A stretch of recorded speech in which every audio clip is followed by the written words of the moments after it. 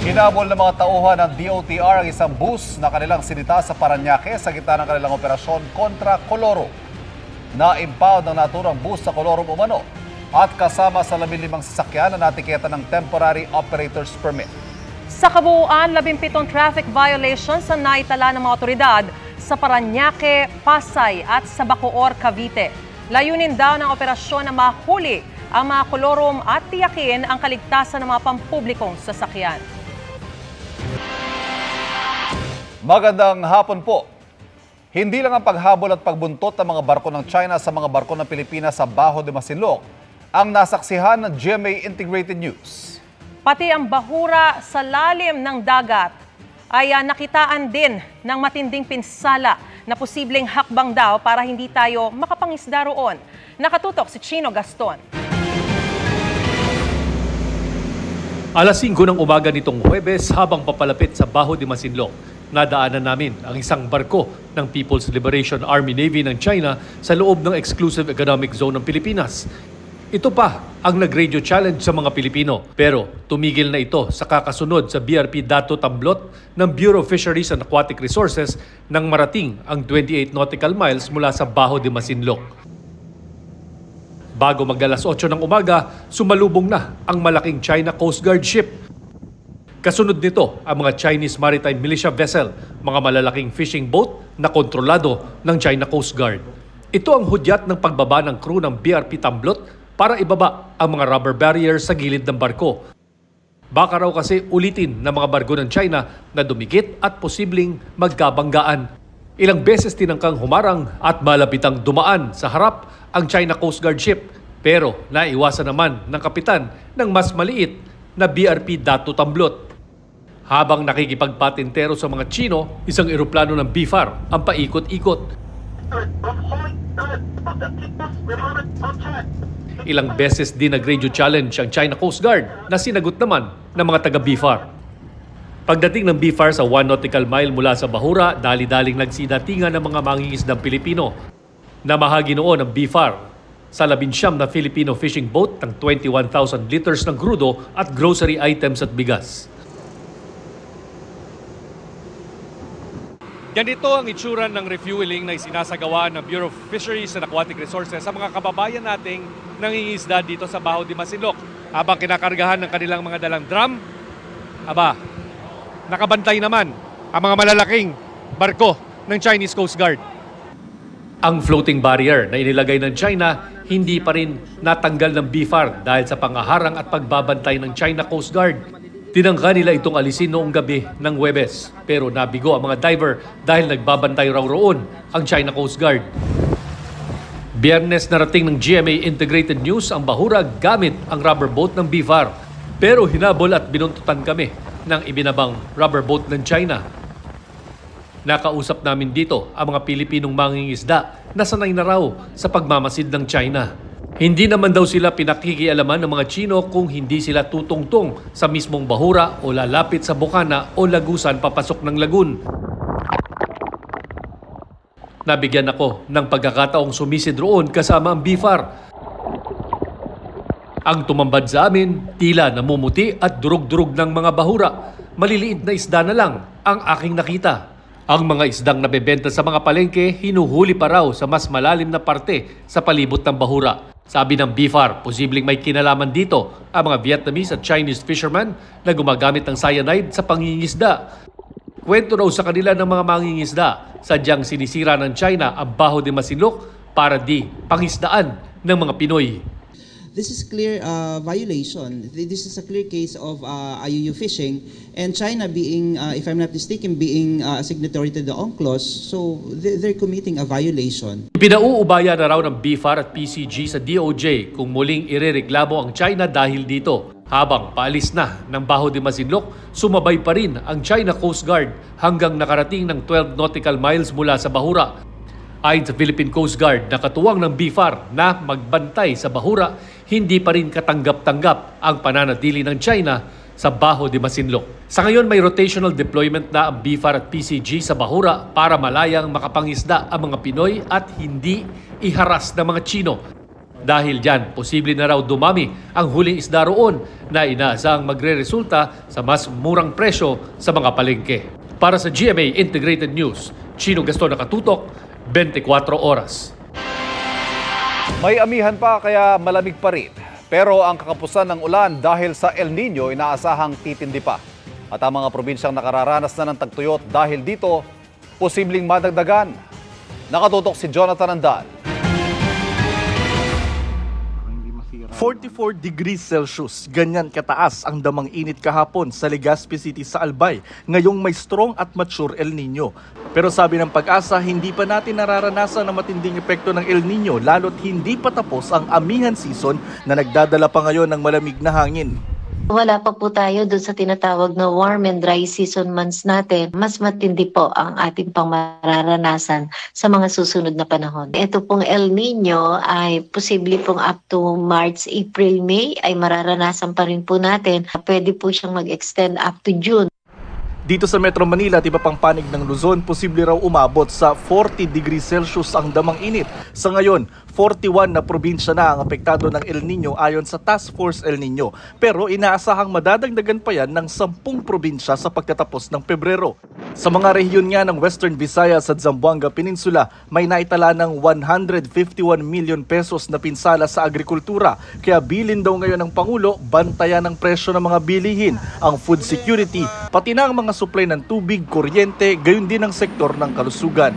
So far, wala pa pong naitatala ang Department of Health na anumang outbreak. Kung meron po tayong kakulangan ng malinis na tubig na maiinom, so pwede pong magkaroon ng cholera, typhoid. Para sa GMA Integrated News, Jonathan Andal, nakatutok, 24 oras. Matapos ang rollback sa petrolyo, taas presyo ulit ang sasalubong sa mga motorista sa susunod na linggo.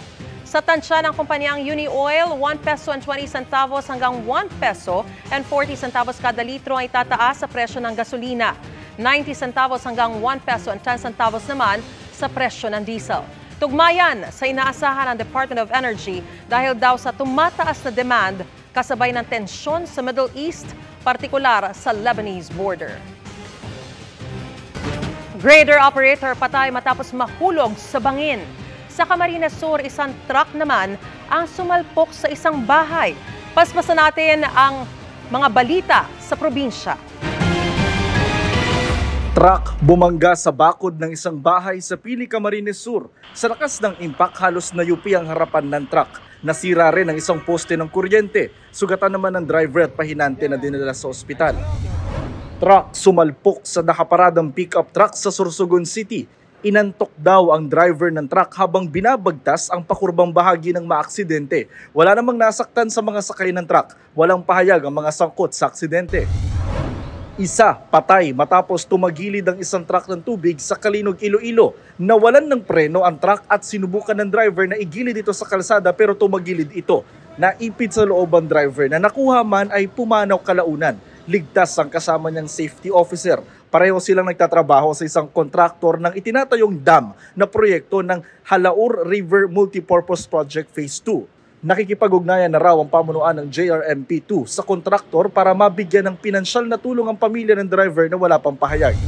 Grader operator patay matapos mahulog sa bangin ng minamanehong grader sa San Vicente, Palawan. Base sa investigasyon, sinusundan ng grader ang isang dump truck. Iniwasan daw nitong bumangga sa truck pero sumalpok naman ito sa malaking bato kaya nahulog sa bangin. Dinala pa sa ospital ang biktima pero idineklarang dead on arrival. Para sa GMA Integrated News, Jonathan Andal, nakatutok, 24 oras. 78 na ang nare-recover na bangkay sa landslide sa Maco, Davao de Oro. Patuloy ang paghahanap sa siyang pang nawawala. Yan ang tinutukan ni Argel Relator ng GMA Regional TV 1 Mindanao. Mahigit isang linggo matapos ang pagguho ng lupa sa Barangay Masara sa Maco, Davao de Oro. Umabot na sa 78 ang na-recover na mga bangkay. 88 sa mga ito, kumpleto ang mga parte ng katawan ng mahukay. Sa ngayon, may siyang pang pinaghahanap. Kahapon, mabilis na bumaba ang bilang ng mga nawawala. Mula sa 32 noong umaga, nasa 18 ito kagabi. Sabi ng mga otoridad, natukoy na raw ang pagkakilanlan ng ilang bangkay. Ayon sa response cluster, nasa 1,500 pamilya ang nananatili sa evacuation centers. Hinihintay pa ang go signal ng Mines and Geosciences Bureau kung ligtas na bang makauwi sa kanilang mga bahay ang mga lumikas na mula sa ibang barangay. Patuloy naman ang paghahanda sa tent city na magsisilbing temporary shelter ng mga taga-barangay Masara at Mainit. Nagpapatuloy rin ang paghahatid ng healthcare services at psychosocial activities. Kasabay ng retrieval operation sa mga residente ang pagligtas sa mga alagang hayop na naiwan sa mga bahay ng mga lumikas, tulad ng 2 aso at 19 na mga manok na ito. May na-rescue ring Belgian Malinois na natrap sa loob ng isang bahay. Dinala ang mga hayop sa isang shelter. Nagbigay ng bakuna at nagpakain din ang provincial vet sa mga alagang nasa evacuation centers kasama ng kanilang mga amo.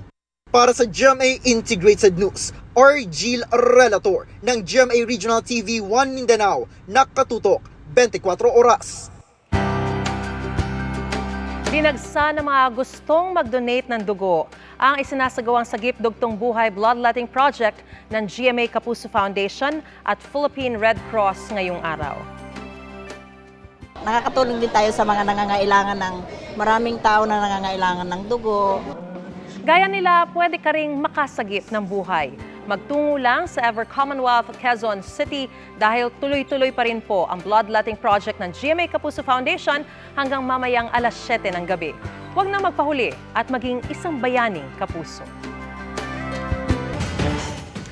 Pinakamababa sa loob ng 2 dekadang antas ng walang trabaho na inanunsyo ng gobyerno kamakailan. Pero hindi basta trabaho ang hiling ng ilan sa isang job fair tulad ng isang palipat-lipat daw dahil sa endo. Nakatutok si Mark Salazar. Sabi nila, marami namang trabaho basta wag ka lang mapili. Congratulations once again to our hired on the spot, Mr. Alfred Morales. Kaya ba itong si Alfred nakailang apply na? 6 na beses na siyang nagpalit ng trabaho sa loob ng nakalipas na 6 na taon. Na-endo lang po 5 months. Tapos another job po ulit. Anong mga trabaho yun?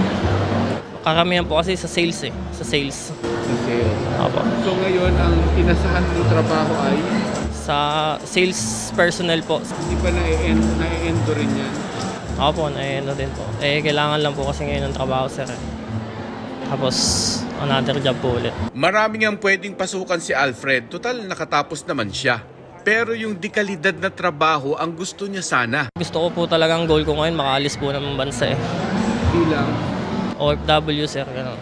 Sa Korea. Korea? Anong trabaho sa Korea pangarap mo? Kahit yung ano lang, sir, sa mga production worker, mas madali pong makaipon. Kasi mas malaki po yung sahod. Sa huling bilang ng Philippine Statistics Authority, mahigit 50 milyong Pilipino ang may trabaho. 96.9% ito ng Pilipinong nasa working age. Kaso, mahigit 6 na milyon sa kanila ay underemployed o may trabaho pero naghahanap pa ng iba o dagdag oras dahil kulang sa kita. Si Diana kinakagat na ang kahit na anong trabaho. Contractual lang po kasi. Finish contract ko po yun. Ganyan ba lagi? Opo. Hindi na nire-renew? Opo. Kasi po, senior high school graduate po. Ang 54 anyos na si Juancho Samones ang pinakamay edad na nakilala namin. For your work experience, so nag-work kayo as cook? Cook po. For ilang taon kayo nag-work dito? Ma'am, 20 years. 2 dekadang cook sa barkong pangisda si Mang Juancho pero dahil na-retrench siya, napabilang siya sa 1.6 million na unemployed. Walang kuha ng budget kaya ganon, hanap ng trabaho. Mga anak niyo ba? Nag-aaral po. Ay, nag-aaral pa. Ang panganay ko, 18. Tapos pangalawa ko, 17. Yung pangatlo, 12 years old. Elementary naman ang natapos ni Mang Angel Pico na namamasada bilang tricycle driver.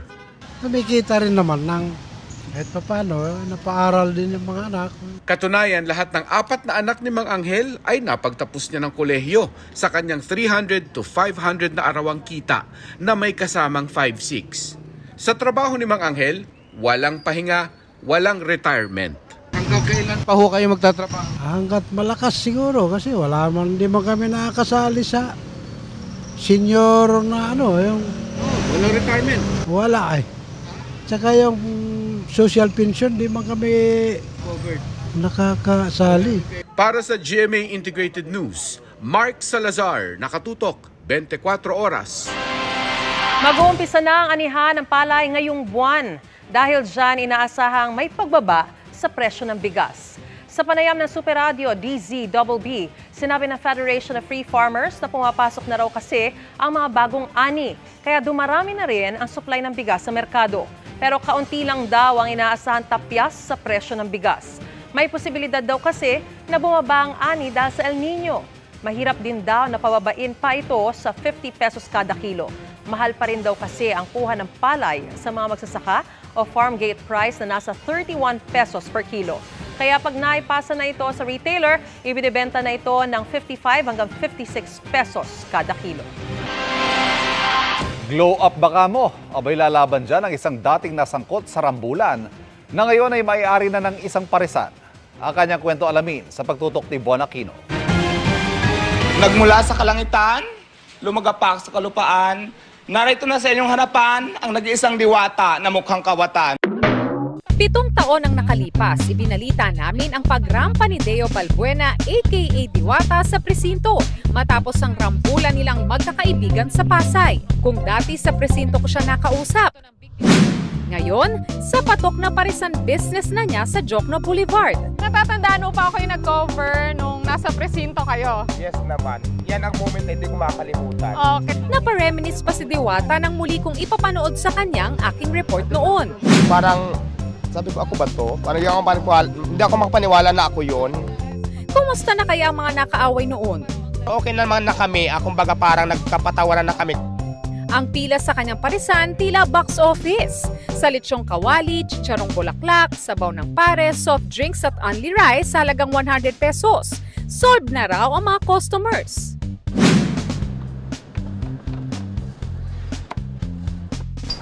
Sobrang lutong, malasa. Ang sarap. Kaya pala binabalik-balikan. Masarap po, tapos madami, I think, for the price of 100. Sobrang sarap ma'am, kahit mainit. Oo, titiisin yung init basta masarap. Siyempre ako ang nagluluto, oo. Ako ang nag-create ng timpla, ako na din ang nag-ano ng sabaw. Minurahan ko talaga, very affordable. Hindi raw naging madali para kay Diwata ang pag-abot sa tagumpay. Nag-construction worker muna bago nagsimula ng maliit na parisan. Payo niya sa mga dumaranas na mga pagsubok.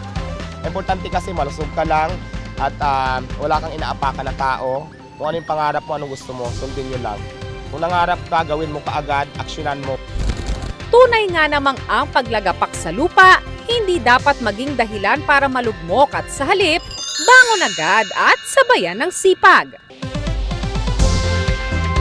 Para sa GMA Integrated News, Bon Aquino nakatutok. 24 oras.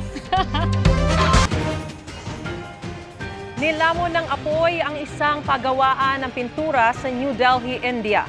Bago masunog, mayroon daw sumabog kaya gumuho ang gusali at natrap ang ilang manggagawa sa loob. Apat ang sugata. Patuloy ang search operation para sa iba pang natrap. Inaalam pa ang sanhi ng sunog. Nakatutuwa mang mag-alaga ang fur babies. Malaking responsibilidad ang pagiging fur parent. Kasama ang kanilang kalusugan, lalot ang mga aso't pusa posibleng magka-rabies kung hindi mapapabakunahan. Nakatutok si Bernadette Reyes. Huli nang mabakunahan kontra rabies ang 51-year-old tricycle driver na si Arnel Marcos na nakagat ng alaga niyang pusa noon pang Oktubre. Kwento ng kanyang asawa, hindi agad nagpagamot sa ospital si Marcos, kundi nag-self-medicate umano. November 1 na siya nabigyan ng bakuna at antibiotic, pero hindi na ito nasundan. Makalipas ang ilang linggo, nagsimula siyang manginig at matakot sa tubig. Ilan sa mga sintomas ng rabies, hanggang pumanaw kinabukasan. Si Tetan, nakagat din ang alaga niyang pusa. Miss na miss ko siya kasi galing akong trabaho. Kaya lang, siya parang may tendency siya na ayaw niya at the time eh. Pero pinilit ko, binuhat ko siya, kaya lang pagbuhat ko, kinagat niya ako tsaka nakalmot. Kaya kapag nakakakita ngayon ng mga cute na pusa sa daan, imbis na hawakan, pinipicturean na lang niya. Ayon sa Philippine Animal Welfare Society, bukod sa mga aso, karaniwan ding alaga ang mga pusa. Pero kumpara sa mga aso, mas independent daw ang mga ito. They're good pets because they're low maintenance and they can be very malambing. At the same time, they can also be parang at least independent. Bukod sa aso, maraming hayop ang maaaring carrier ng rabies virus. Sa datos ng POS, wala pang 5% ng kaso ng rabies sa bansa ay dahil sa mga pusa. Hindi lahat ng aso o pusa ay may rabies. Ang rabies ay sakit. So pag nakagat ka ng aso at pusa, kailangan i-take note mo, kailan ka nakagat. Ayon sa isang veterinarian, mahalagang magpabakuna agad kapag nakagat ng hayop. Regardless of vaccinated or not, yung pet na nakakagat sa'yo, you have to go to Animal Bite Center. Depende rin po yun, ma'am, kung saan yung kagat mo or kalmot. Pag head region po, immediately po yun dapat kasi malapit sa head, malapit sa brain. Hanggang 14 days daw dapat obserbahan ng pusa o asong nakakagat at bantayan kung magpakita ito ng mga sintomas. Normally po, nagiging puro sila, nakagat o kaya biglang namamatay. Mahalaga ring pabakunahan ng mga alaga, gaya sa Batangas City, kung saan may nag-iikot na libreng anti-rabies vaccination ng LGU kada barangay. Para sa GMA Integrated News, Bernadette Reyes, nakatutok 24 oras. Empowered and sexy ang vibes ang bumubuo sa Sparkle 10 at after ng kanilang photoshoot, mas naging close daw ang 10 kapuso ladies. Narito ang aking chika. Sinimulan na ng Sparkle GMA Artist Center ang pagpapainit nang ilabas ang billboard at posts ng Sparkle 10. Nang gulat sa kanilang kaseksihan in their swimsuit, ang 10 bold, brave, and beautiful ladies na kinabibilangan ni na makiling star El Villanueva, pulang araw star Ashley Ortega, TikTok Lock host Rabia Mateo, ang newest sangres na sina Faith Da Silva at Angel Guardian, at ang kanilang co-star na si Shubi Entrata, Lian Valentin, Kate Valdez ng Shining Inheritance, Lexi Gonzalez ng Running Man Philippines, at si asawa ng asawa co-star Lizelle Lopez. Galing din ata akong taping nun. Tapos ang dami ko pang nakain few days before. Sabi ko, paano na to? May shoot na kami, kailangan naka 2-piece. Makikita mo silang lahat, may dalang saba, egg, ganyan. Tapos the whole day ako hindi kumain. Ang common denominator ng lahat ng girls sa Nelson is that we're very confident. And I'm very grateful na lang talaga na kami yung pinagsama kasi lahat kami nagtutulungan pasayahin yung isa't isa. Sa pictorial ng 10, pinaangat ni ace photographer Mark Nicdao ang sexiness at pagiging empowered ng mga kapuso actress. Hanga raw si Mark sa professionalism at pagiging endearing ng mga girls. Hindi raw may kakaila ang kanilang confidence and humor. Ayon sa Sparkle 10 girls, hindi raw nila malilimutan ang kakaibang experience na ito. Nabuo raw sa kanila ang tila isang sisterhood matapos ang pictorial.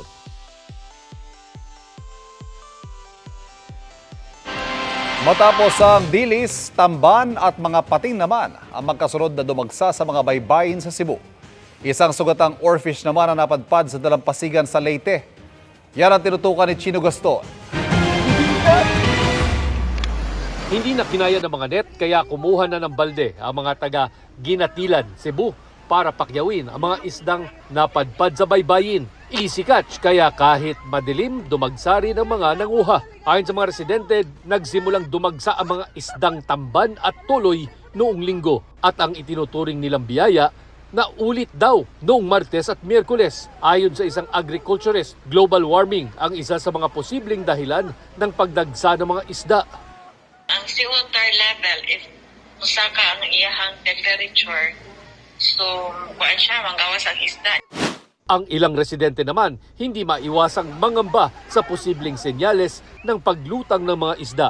Pero sabi ng Bureau of Fisheries and Aquatic Resources, walang kinalaman sa pagkakaroon ng delubyo ang pag-ahon ng mga isda sa baybayin. Inaasahan daw talaga yan dahil sa closed fishing season o pagtatapos ng pagbabawal sa commercial fishing sa Visayan Sea Strait. Ang sangkaterbang isda sa ginatilan sinundan ng pagdagsa ng mga di patukoy na uri ng pating sa bayan ng Santander. Posibleng konektado raw ito sa pagdagsa ng mga isda sa ginatilan ayon sa BIFAR. Sa Albuera, Leyte, mahigit 12 talampakang haba ng oarfish naman ang napadpad sa dalampasigan. Sugatan ito at namatay rin kalaunan. Ayon sa BIFAR, posibleng nagkaroon ng environmental disturbance sa ilalim ng dagat na posibleng dahilan kung bakit pumaibabaw sa tubig ang oarfish. Para sa GMA Integrated News, Chino Gaston nakatutok, 24 oras. Animoy mga obra sa ere ang hatid ng mga naggagandahang hot air balloons sa Tarlac. Yan ang tinutukan live ni Claire Lacanilao ng GMA Regional TV 1 North Central Luzon. Claire? Bukod sa hot air balloons, bumida rin ang air show at air exhibition sa ikalawang araw ng Philippine International Hot Air Balloon Fiesta na ginaganap sa New Clark City sa Capas, Tarlac. Glow in the dark ang mga hot air balloons sa New Clark City. Dahil sa lighting effect na sumasabay sa musika, ang mga hugis aso, tiger, dinosaur at castle balloons, sentro ng atraksyon sa Clark Stadium. Bahagi pa rin ito ng 24th Philippine International Hot Air Balloon Fiesta. Sa drone show, highlight ang iba't ibang 3D images, may heart shape at mismong hot air balloon. Marami ang namangha sa hot air balloon musical show. Sa day 2 naman, tuloy pa rin na exhibition sa ere, gaya ng skydiving. Ilang skydivers ang tumalon sa Cessna plane para mag-parachute gliding. Meron ding jet paramotor exhibitions at ultralight aircraft flybys. Ginanap din ang Drone Racing World Cup kung saan sa bilis na 200 km/h, kailangan nilang lusutan ang mga obstacle. Mas dumagsa naman ang mga bisita ngayong weekend gaya ng ilang galing pa sa Quezon City. It was amazing experience and sobrang amazing ng mga yan, yung sa hot air balloons and even the fireworks. Sobrang ganda ate, wala kaming masabi. You know that?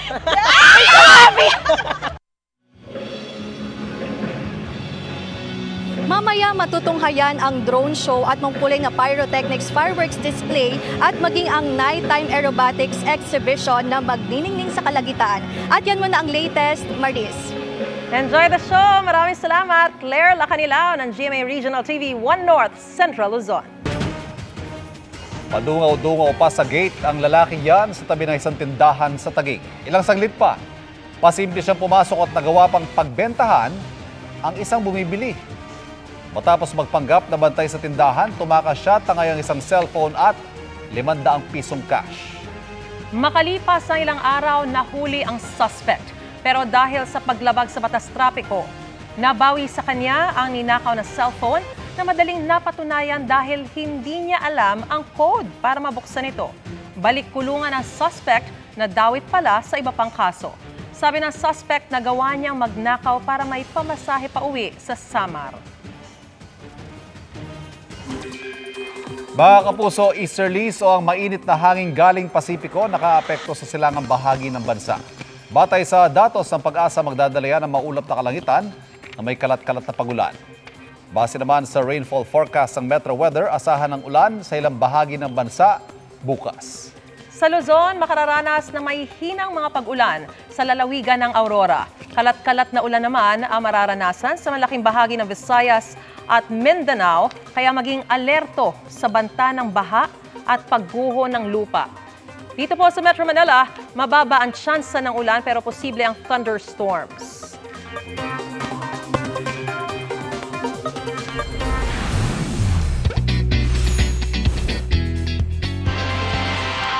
Mga patok na atraksyon abroad gaya ng Eiffel Tower at Golden Gate Bridge. Abay, nasa Pilipinas lang? Talaga ba? Ito, mahilig gumala to eh. Mapupuntahan yan sa Bulacan. At nakatutok doon live si Darlene Kai. Darlene, ano na mga nakita? Ayan, may Eiffel Tower. Where in the world are you? Ivan, Mariz, kayo ba meron ng napiling summer at Holy Week destination? Kung wala pa, I got you dahil dadalin ko kayo sa 5 bansa na hindi kailangang sumakay ng eroplano. At ang pinakaimportante sa lahat, budget-friendly. Dito lang yan sa isang resort sa Norzagaray, Bulacan. Dream mo bang makapag-travel around the world at makita ang mga sikat na destinasyon gaya ng Eiffel Tower, Louvre Pyramid, Statue of Liberty, Golden Gate Bridge, Dutch Windmills, Great Sphinx of Giza, at Merlion Park? Di na kailangan ng plane ticket dahil sa 2 oras na biyahe mula Metro Manila, para ka nang nagpunta sa France, USA, Egypt, the Netherlands at Singapore. Lahat ng replika ng tourist attractions na yan nasa isang resort sa Barangay Tigbe sa Norzagaray, Bulacan. Mafe-feel mo na parang nasa Paris ka, at the same time parang ka nasa New York, parang ka ng ibang bansa in one place lang. Stress reliever kasi ang fresh ng air, then at the same time nakakatulong to para mag-relax sa lugar na to po. And yun nga, marami ding mga picture pwede pong pang posting, IG, Instagram post. Nakaka-amaze siya, tapos bago, tapos nag-i-improve pa sila. May playground at obstacle course din para sa mga bata. Sakto din sa mainit na panahon. May swimming pool na may slide. Mainit din po kasi sa bahay, so perfect po siya talaga sa place na to para maligo. Dito na rin nag-celebrate si Josie ng kanyang 55th birthday. Napag-usapan ng mga anak ko na i-blow out nila ako sa birthday ko. Kaya nandito kami ngayon. Kapag peak season, inaabot daw ng 400 yung mga turistang pumupunta rito para mag-selfie, para mamasyal at para mag-swimming. Pero yung lahat ng nakikita nyo rito, patikim pa lang daw dahil sa darating na summer season, balak nilang magdagdag ng iba pang tourist attractions na makikita sa ibang bansa. Ang aming goal po is ma-satisfy ang desire ng tao po na makita yung mga sikat sa tourist spots sa ibang bansa nang hindi po ganoon kalaki yung ginagastos po nila. Yung resort niyo nag-start ng 90s? Nag-open po siya ng public ng 20.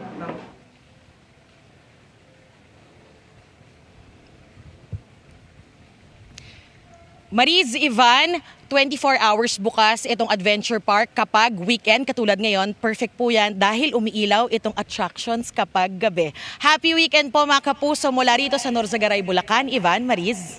O, damihan na ang pagka-picture. Maraming salamat, Darlene Kai.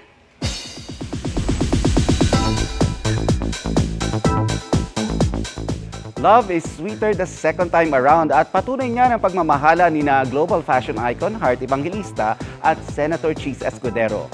Extra memorable pa dahil present ang mami ni Heart. Ang video ng mga tagpo sa kanilang renewal of vows sa aking chika. Just like the first time, ganyan inilarawan ni na Heart Evangelista at Cheese Escudero ang kanilang renewal of vows. Hindi raw naging madali ang road to forever nila, pero laging nananaig ang kanilang pagmamahalan. Come with me. It rains, it pours, doesn't matter. If it rains, it would still be okay kasi it's the same as our love story, you know? Naging mas perfect ang renewal of vows nila sa emotional moment ni Heart with her mommy Cecilia na hindi naka-attend ng kasal nila noong 2015. Finally, I arrived. She's 9 years late. 9 years too late, but made it. Kaya ang walk down the aisle ni Heart, sweeter at memorable. At kahit it's the second time around, naging deeper ang pangako ni na Heart at Cheese sa isa't isa. I promise to protect you from everything that's bad in this world. I promise to stand beside you, and I promise to love you as I grow much, much, much older. You have been one of the greatest archangels in my life. Your one true unique power is hidden in your golden heart. Because I knew what love was before, but now I know what love should be.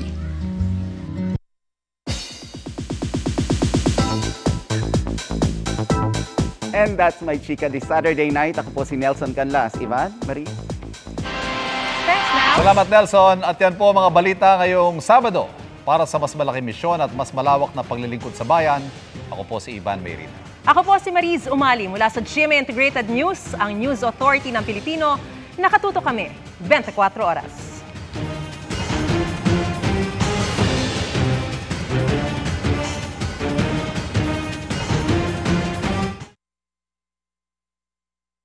Magandang balita mga kapuso, kahit ano pa man ang oras, mapapanood ang 24 Oras Weekend at iba pang newscast sa youtube.com/GMA News.